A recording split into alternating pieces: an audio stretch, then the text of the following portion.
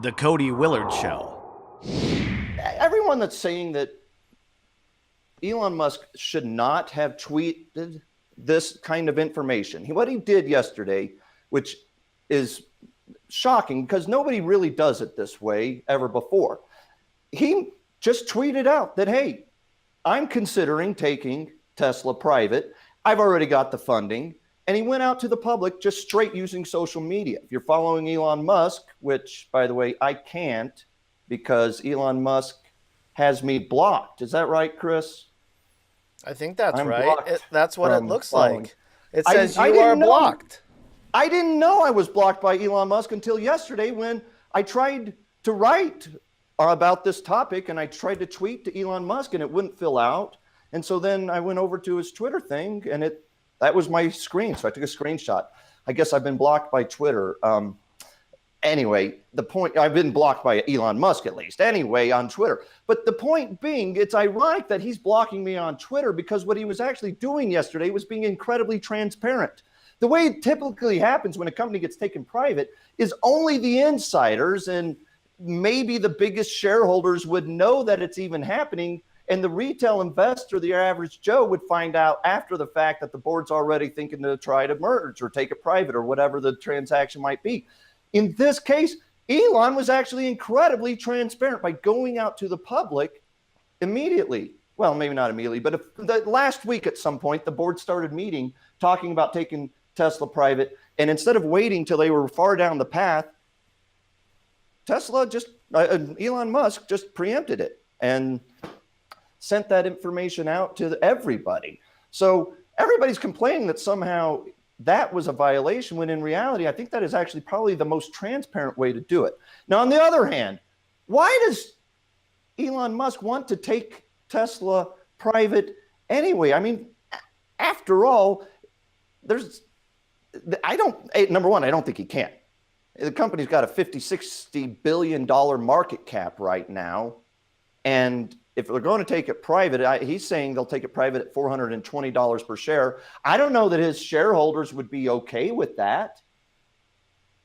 Now, $420 is, I mean, that's only another 20%, 10% of where the stock was its all-time high just recently, late last year. So why does he want to take it public? Well, one of the things he cited was that these short sellers are so mean. They keep picking on his company and it's bad for morale and the other shareholders, including the employees of the company. This will not be the last time I emulate crying today, by the way. Stay tuned. So I got to ask, what's wrong with short sellers? Do you think Steve Jobs cared about the short sellers when the iPhone was rolling out? When the iPod was coming out? There were short sellers everywhere in that stock when I bought it at $1 per share in March 2003. And I didn't care. Let the short sellers short the stock till the cows come home. Elon, if you deliver fundamentals, if you just focus on the company and not the short sellers or the traders in the stock, if you earn $50 a share someday, like Apple does.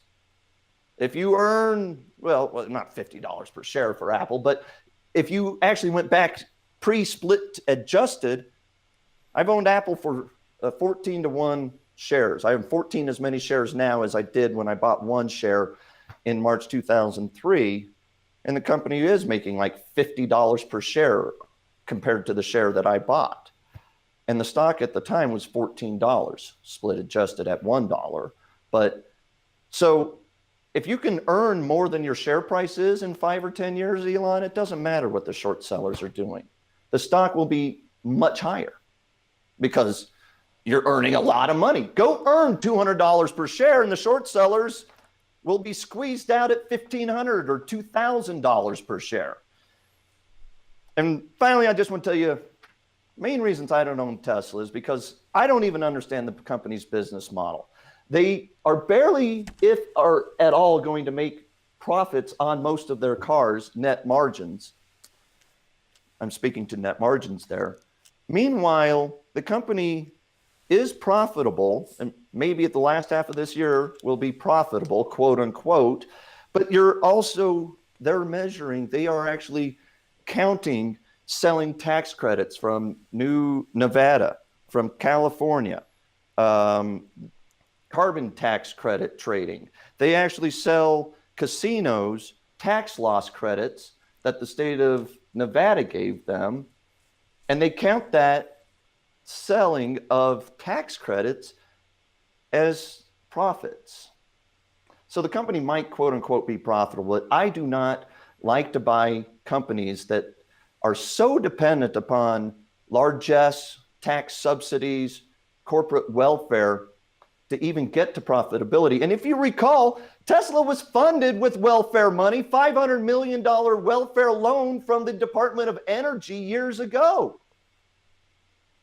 So, I mean, I want to buy companies that are selling products or creating platforms that I can understand that have revenues and earnings, not companies that are gaming Republican Democrat regimes, subsidy targeted tax trick games and calling it profits. So I don't own Tesla, never have, probably never will.